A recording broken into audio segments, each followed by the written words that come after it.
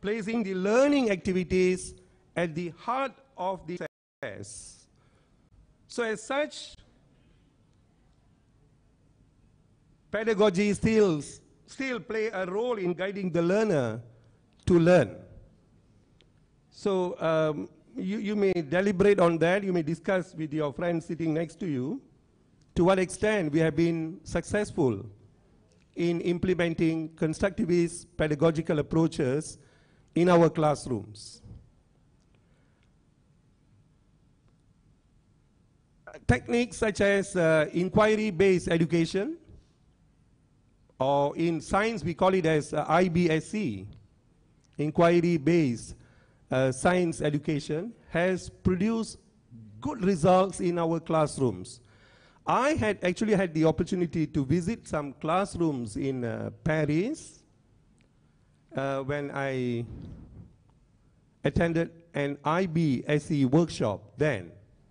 And I saw little children, little kids in preschool level doing experiments. And the teacher never at one point made a conclusion for the experiment which they were doing. I think that is something that we need to make a reflection upon. Now, in conducting experiments, experiments can be done in a mathematics classroom, in a chemistry classroom, in a physics classroom. Very often, there is a trend, if I may say, in our classrooms in Malaysia, where conclusions are made for the students. But that is not what inquiry-based teaching is all about. Let students make as many conclusions as possible, which are similar to what the teacher wants them, or the conclusions made by the students may not be concurrent with what the teacher has in his or her mind. But that is learning. At some point of time along the way, there will be opportunities for them to reconstruct back incorrect or incompatible concepts with the theories mentioned in the respective fields. So that was something which I observed, that there in their classrooms, they allow every student to make their own conclusions based on the experiments which are done in the classroom.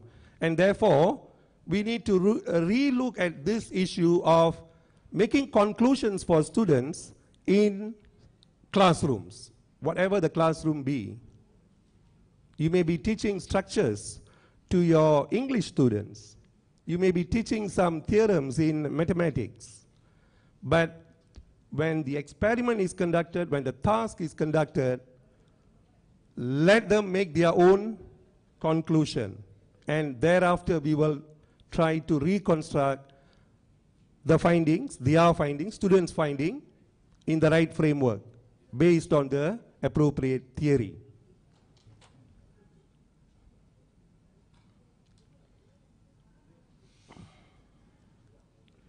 So, pedagogy still plays a role in guiding the learner to learn. The emphasis, therefore, is on pedagogy to lead the usage of technology, rather than adapting to what technology has to offer.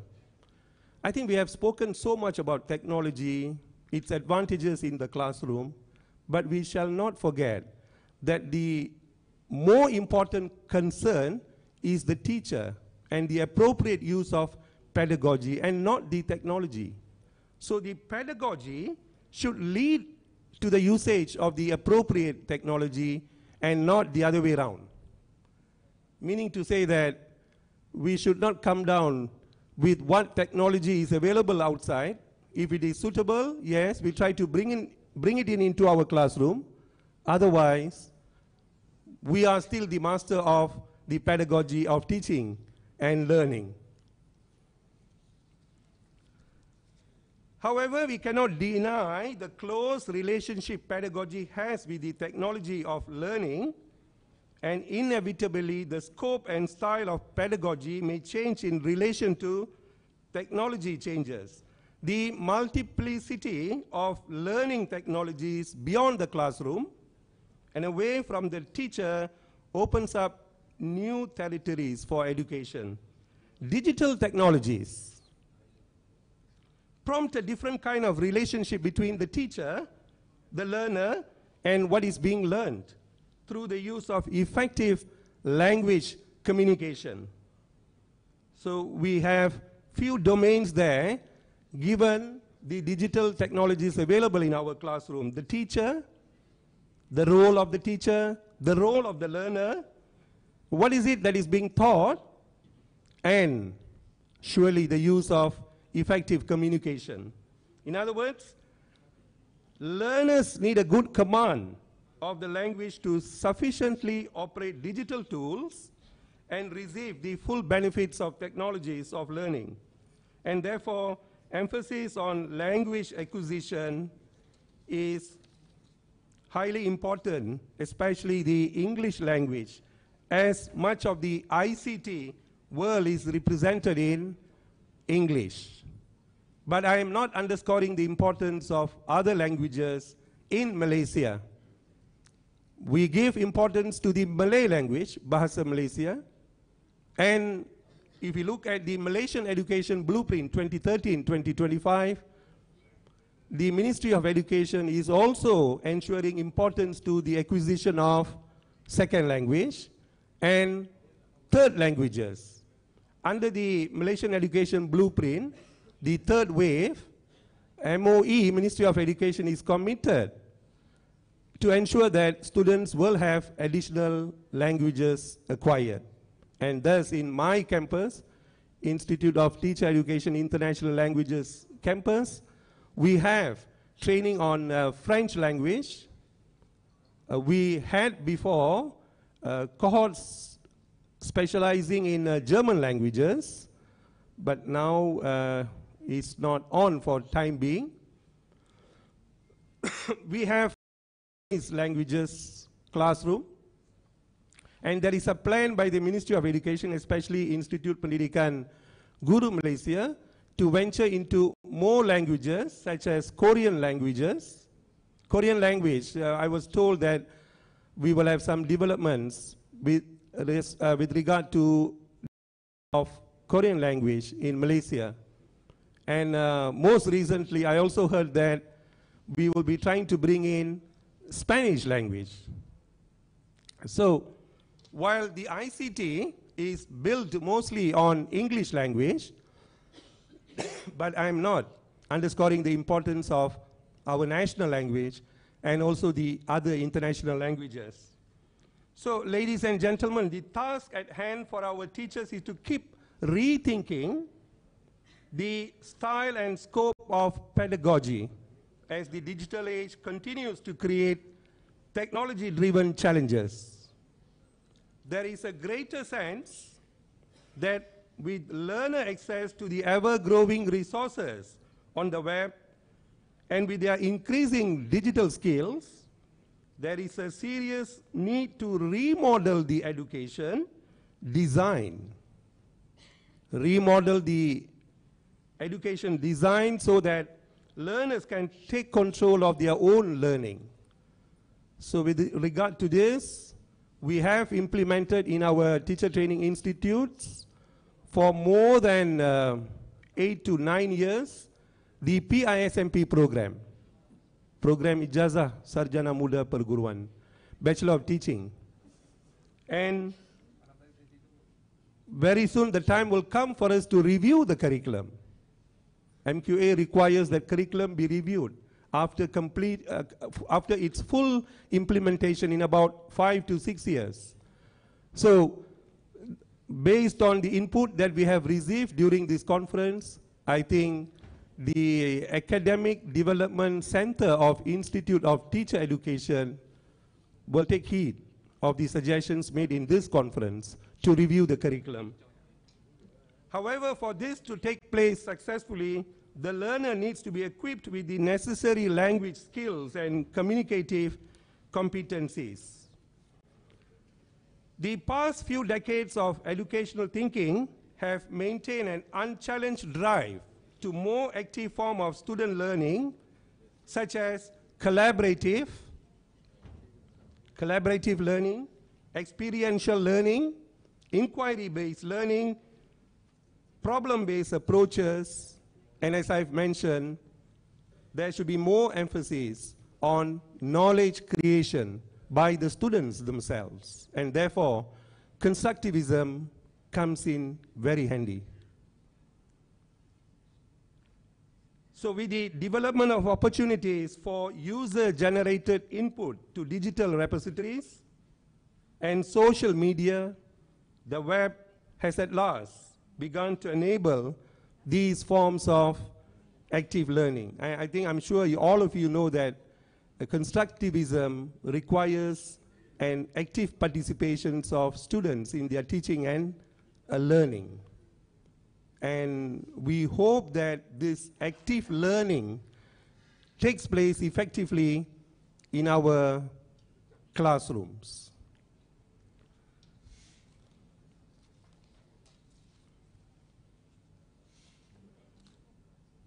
Imaginative use of digital technologies could be transformational for teaching and learning. However, the problem is that the transformation is more about human and organizational aspects of teaching and learning than it is about the use of technology. In Malaysia and anywhere else, I hope, we have the ambition and the technology, but what is missing is the connection between these two aspects. Innovation in the pedagogical aspects of teaching and learning need to be expedited by the academic community. And therefore, we are paying lots of emphasis in Malaysia, in our classrooms, for teachers and students alike, to come up with innovation. A lot of money is being spent for teachers to undertake innovation. And we host a lot of conferences, workshops, where teachers can exhibit their innovative ideas and products. And the ministry considers that each and every learner and the teacher in the school is able to formulate his or her own initiatives in bringing about creative and innovative ideas in the classroom. So by setting out to explore the design of learning activities in educational contexts already rich in electronic and mobile technology, technology-aware future for education can be initiated. So it is true that none of these technologies have changed human beings' fundamental capacities to learn if learning is purely understood in cognitivist terms. But they have profoundly changed how ideas and practices are communicated and what it means to be knowledgeable or a capable person. These technologies characterize a paradigm shift with exact and multiple effects on the nature of knowledge in society and therefore on the nature of learning. During the forum, we spoke about graduate employability. So as more and more jobs demand advanced levels of ICT use, graduate employability has been reinterpreted as the acquisition of competences such as new forms of literacy and numeracy, adaptability, problem solving, and capacity to communicate rather than purely mastering a body of knowledge. And as the job market demands ever more flexibility and efficiency, post-compulsory education in Malaysia has to be restructured. Post-compulsory education, 12 years or 13 years in school, and the years students will spend after that will have to be restructured around a model of constant updating of competence, lifelong learning, or continuous professional development. Let it be teachers or for students. So that is my presentation for language, technology, and innovation.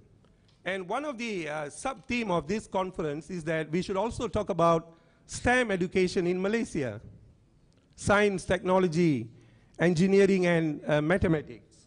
So one of the key components of the Malaysian education system today is STEM.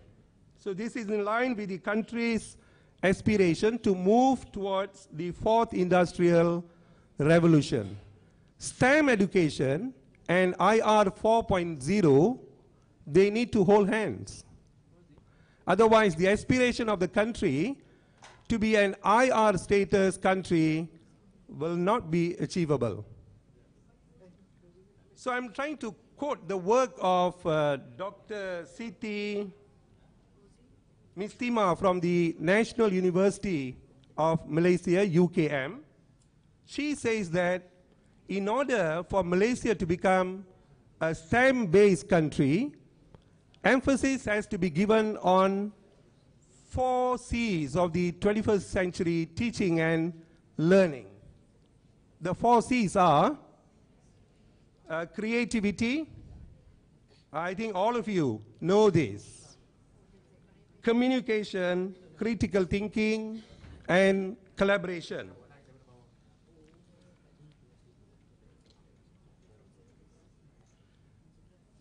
It is important for every student to acquire all these skills beyond academic and technical knowledge in order to survive in the real world. But if you look at the literature, there are people who are saying that it is not just 4C now, it is now gone into 6 C's. If you look at the work done by Brian Miller, he says we need to add 2 more C's to what we have been comfortable with all this while, which is character education and also citizenship. So instead of talking about 4 C's, in time to come, we need to explore how can we bring in 2 more C's into the picture. All right, so which is character education and citizenship. So in fact, it is of high importance for every student to acquire all these skills, and the 4C concepts or the 6C concept should be implemented at an early stage. Can we have STEM education implemented not from just in secondary school, but can we start with STEM education as early as preschool? So all parties, everyone concerned, teachers, parents, and policy makers, stakeholders, need to collaborate to inspire our school children to develop interest in STEM. More importantly, teachers should have an in-depth knowledge of pedagogies that are relevant to STEM education. Having good communication skill is another prerequisite that teachers should have in order to teach students to express their ideas. It spans from very basic language proficiency up to a skills. Having communication skills are not only necessary for a student's professional career in their later life, but also contribute to their social competence that will help to market themselves later on. Again, I had the opportunity to look at the presentation done during the parallel session, and I would like to quote what was mentioned in Dr. Malliga's presentation on computational thinking. The Uyo is because she comes from my campus.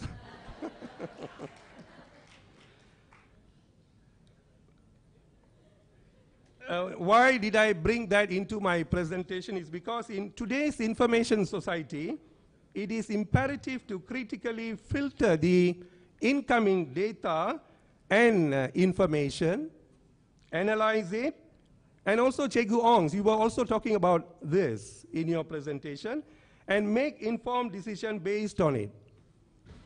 So the computational thinking, as was deliberated by Dr. Malliga, that it is not only to do with the operation of machines, but it can be equally applied in all teaching subjects. The algorithm of doing things in the classroom.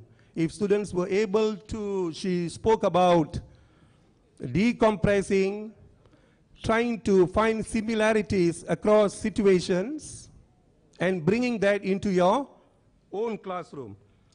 So by analyzing data, it involves a lot of analysis, especially in relation to data analysis, and it will form the base for developing solutions to all sorts of problems, either in one's professional or personal life. So by helping students to transfer their knowledge to real-world situation, it will in turn develop their critical thinking, the third one. Making students work on collaborative projects also helps them to develop innovative ideas as they can tap into each other's various backgrounds. So through an emphasis on 4 C's and the 6 C's that I've mentioned, STEM education is expected to produce a well-rounded pool of students who are equipped and ready for the 4th industrial revolution. Making STEM and 4IR relevant should be part of our consideration when designing the curriculum. As I mentioned just now, the curriculum is up for review very soon. It will be done next year. So how can we bring in these elements of 4 C's or 6 C's and the elements of 4IR into our curriculum? To do that, the academia and industry must cooperate in implementing STEM education. Only then will our academics and students be 4IR ready. To strengthen STEM education in Malaysia, the challenge lies in getting students to love science and choose science stream subjects. Science and mathematics must be made interesting, easy to understand, more hands-on, and exploration-based. More hands-on means we need to bring this element of doing experiment in our classrooms. We have gone off tangent for quite a while, where students are not actually doing experiments. They do not know how to hold a test tube, how to pour liquids from one to another. The hands become very shaky, but then they are tested on those things during examination. And during my time, there was practical examinations given. You know, in those days, we had 3 practicals given. Biology practical exam. As we walk past the laboratory, if we see some leaves near to the lab, we would be thinking that the examination is going to be on some parts of the leaf the following day. So much of anxiety and eagerness to complete the practicals. But that has been taken away from our classrooms. What is happening now is actually we have the theoretical practicals. Students are not actually holding on to the burettes and pipettes to read volumes, but they're actually reading volumes and whatsoever printed on a paper. And the fun of doing experiment, the fun of learning has been taken out of the classroom. So there has been an initiative on the part of the Ministry of Education to bring back Amali, or doing experiment back into our classrooms. And I actually spoke to KPPM when he was here on the first day of conference. When are we going to bring back experiments into our classroom? We need extra allocation to refurbish our laboratories so that we can kick on these laboratory activities in our classroom. So I have spoken about STEM education. While we pay emphasis to language education, language acquisition, I think we shall not forget about the importance of STEM education. Together, language and STEM together will pave the way for us to achieve excellence in the context of fourth industrial revolution. And I had actually had the opportunity to attend a conference in where did I go? In Jakarta. So in that conference, this issue of STEM, the importance of STEM education was raised, but because we do not just want the development of your left-hand side of your brain, we also want the right-hand side of the brain to develop equally, although we have preferences. Therefore, they came up with another term, not just STEM education, but STEAM education. Science, technology, engineering, arts, and mathematics. Meaning, I think we need to produce a wholesome person who don't just not only love the sciences, but also the languages. I mean, as mentioned in our national education philosophy. I'll be moving on to transformative pedagogy. Next slide. The teachers of the 21st century must be mentally strong, innovative, professional, disciplined, and matured in character and idealism. Teachers need to be patient and passionate, as it is very important to becoming successful educators. Being passionate about teaching. It is in our mission statement and also our vision statement. We aspire to produce students who are passionate in teaching. For the information of everyone in this room, in IPG Institute of Teacher Education International Languages Campus, we have actually put in a tagline, IPG where passion for teaching begins. So teachers need to be patient and passionate to becoming successful educators. It is a very long journey. You can't become a successful teacher within 3 to 4 years. It's a long journey. But once you have become a successful teacher, the journey is an enjoyable one.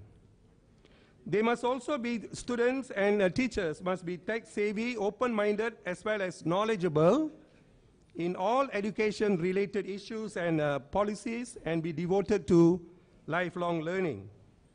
This is where transformative pedagogy plays a critical role. So in this context, I'm going to talk about transformative pedagogy.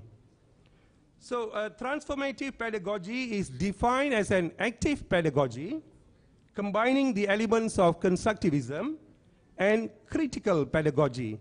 So constructivism embedded in the critical domain, we call it as a transformative pedagogy. So this, I presume, will be the way forward in our teacher training institute that will empower our students to examine critically their beliefs, values, and knowledge with the goal of developing a reflective knowledge base, an appreciation for multiple perspectives, and a sense of critical consciousness. Transformative pedagogy encourages students to critically examine their assumptions, cope with social issues, and engage in social action. So one important aspect with regard to transformative pedagogy is the utilization of mobile technological devices in the classroom to enrich students' learning experiences.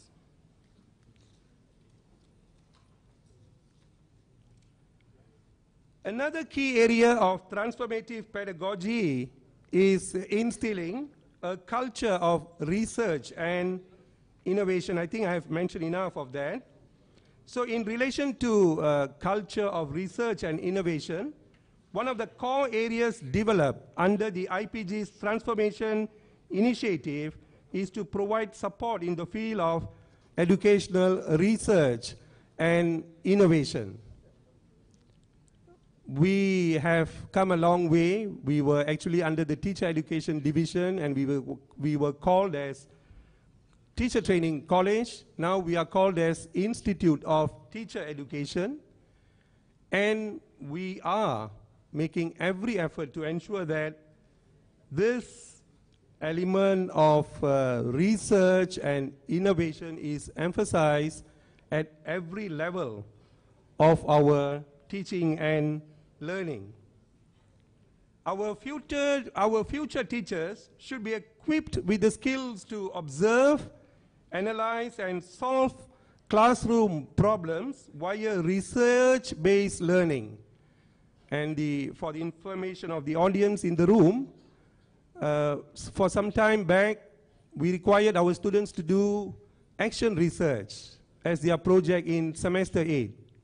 And then we thought that we should give them more than just action research, so we open up. And we now get them to do conventional research as well. So research findings, we hope, research findings that emerge from our classroom will provide positive impact towards education policy making and also the management of the school system at a higher level. But at the level of school teacher, I think teachers will be able to make an informed decisions on the type of techniques and methodology that can be employed in teaching and learning.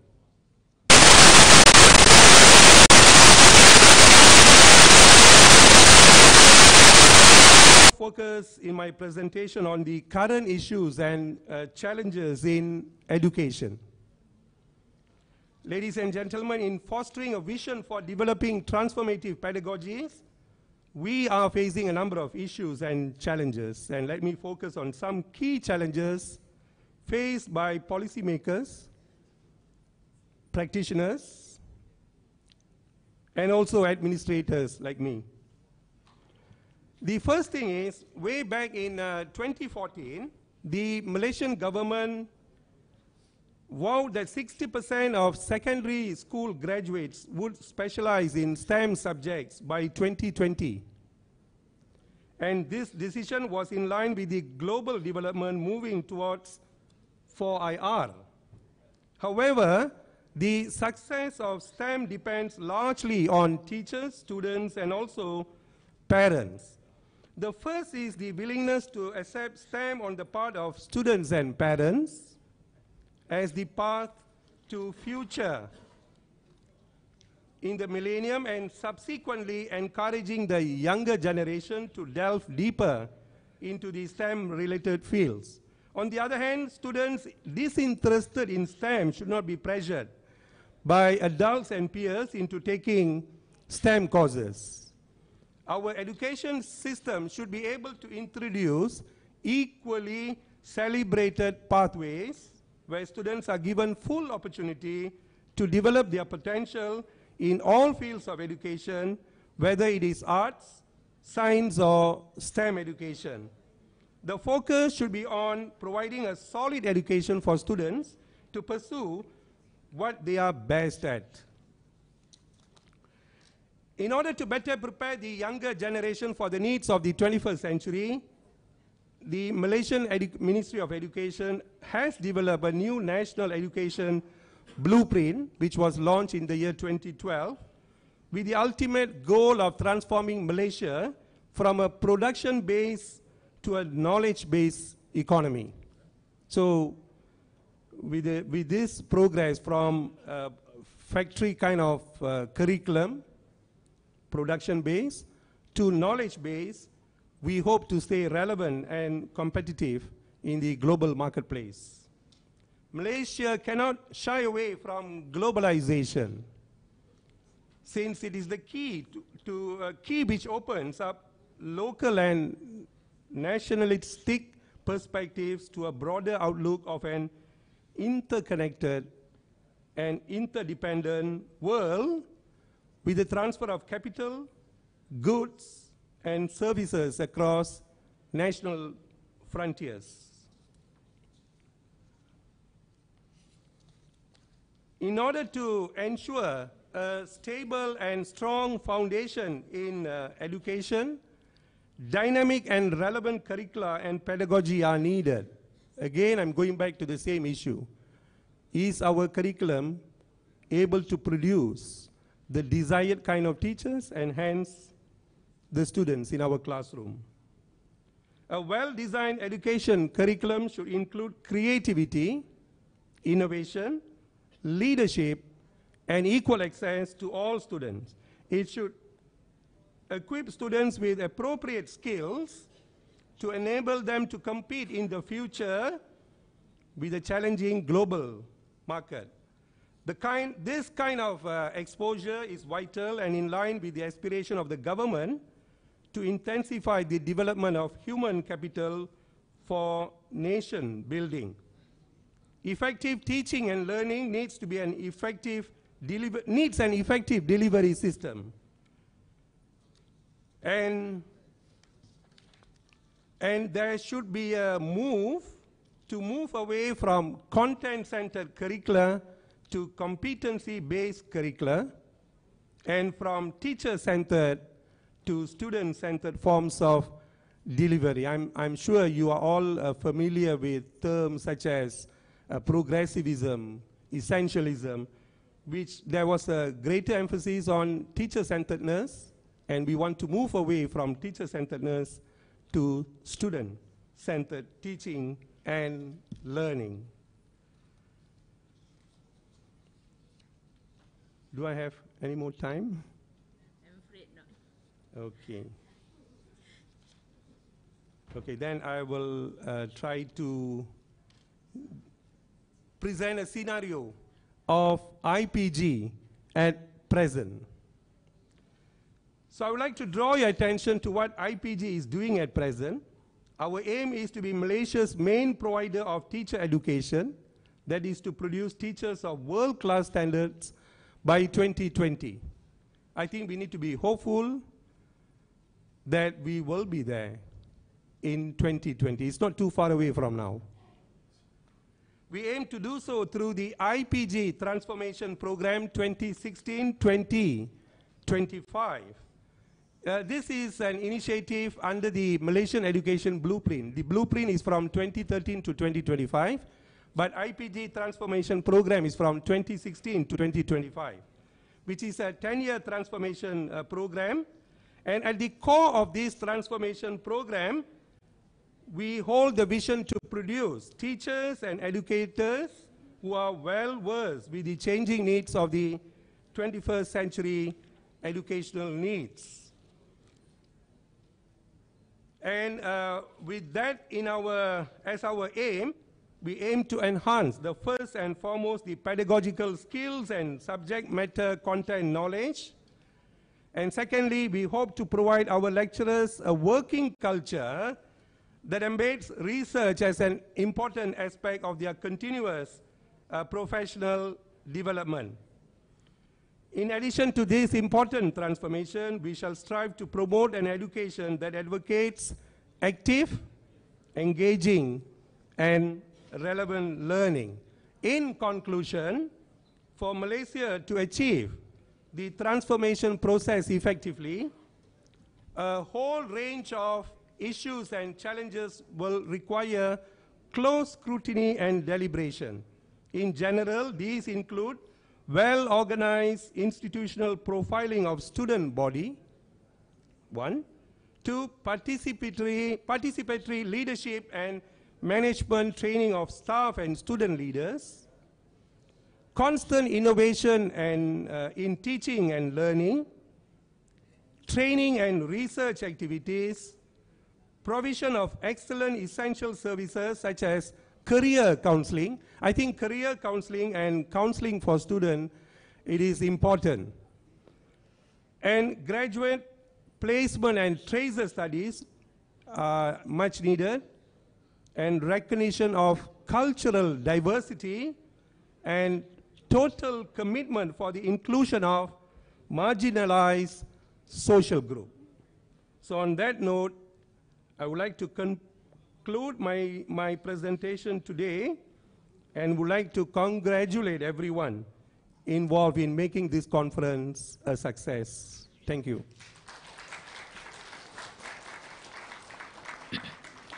Thank you, Dr. Nagalingam Karupaya, for the informative sharing. We, the IPG KBA lecturers, are in fact indeed fortunate to have such a dedicated director who's very well versed in the latest development in the education system in Malaysia.